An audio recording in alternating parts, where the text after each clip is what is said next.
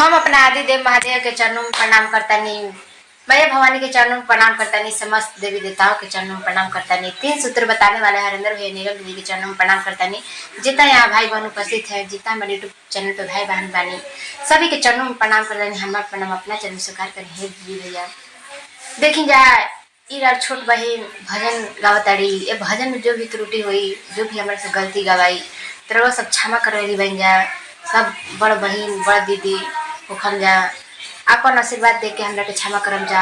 आ गुरु तो क्षमा करे रहल ही बानी, आ गुरु तो सब देखतानी, जैसे हमरा पर दया करनी गुरु वैसे वो सब पर भी दया करम जा। तो देखी जा हम भजन के गावतानी, सुनी जा ध्यान से। अरे शिवा गुरु के मंदिर चूल्हा बुलिया लागे रे सखिया, चूल्हा बुलिया लागे रे सखिया, मन करे सोहर के गोड़वा लागली रे सखिया, मन करे सोहर के गोड़वा लागली रे सखिया।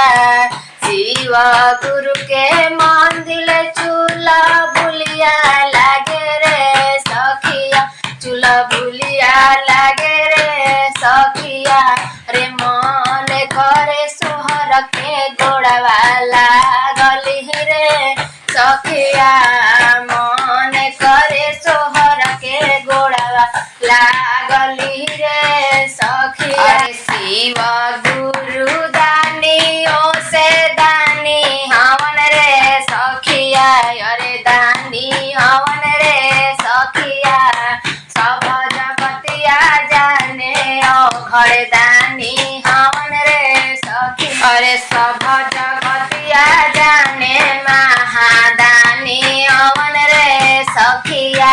रे शिव गुरु के माथावा जटावा शोभे रे सखिया, अरे जटावा शोभे रे सखिया, जटावा से बहे निर्मल पनिया रे सखिया, अरे जटावा से बहे उनकर पनिया रे सखिया।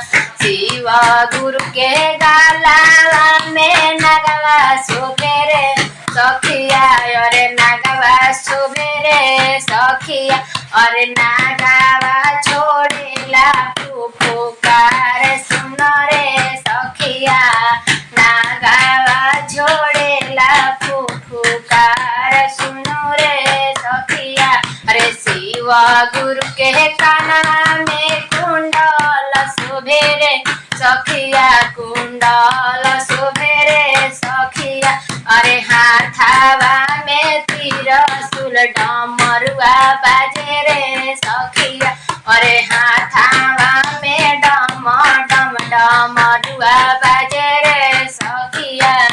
शिव गुरु के कमर में मिर्गा छाला रे शोभेला, अरे मिर्गा छाला रे शोभेला, अरे पैरावा में चंदन खड़ुआ शोभे रे सखिया, अरे पैरावा में चंदन खड़ुआ शोभे रे सखिया।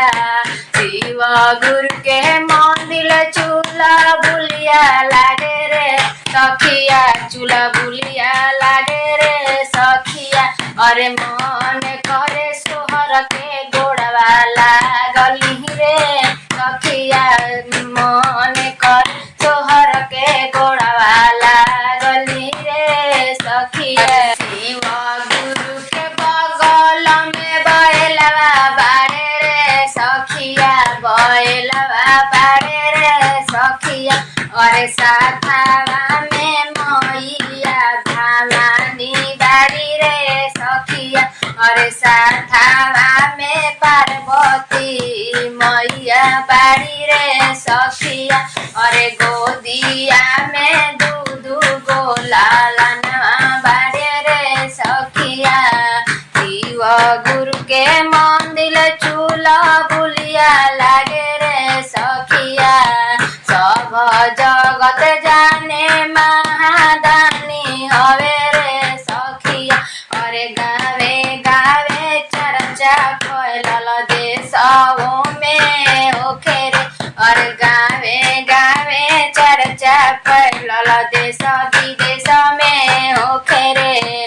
पहिला में दया मांगी दूसरा में चर्चा रे, अरे दूसरा में चर्चा रे, अरे तीसरा में नमः शिवाय प्रणाम करी रे सखिया, अरे तीसरा में नमः शिवाय प्रणाम करी रे सखिया।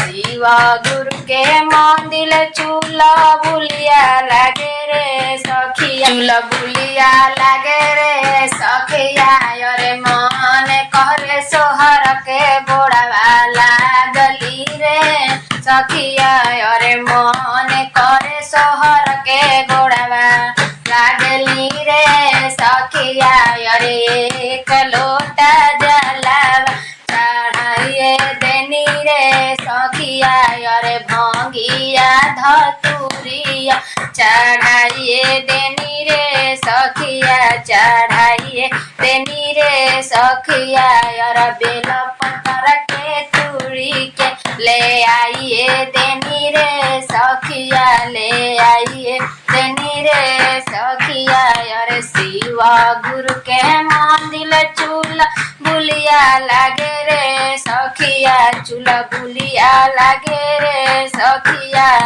मन करे सोहर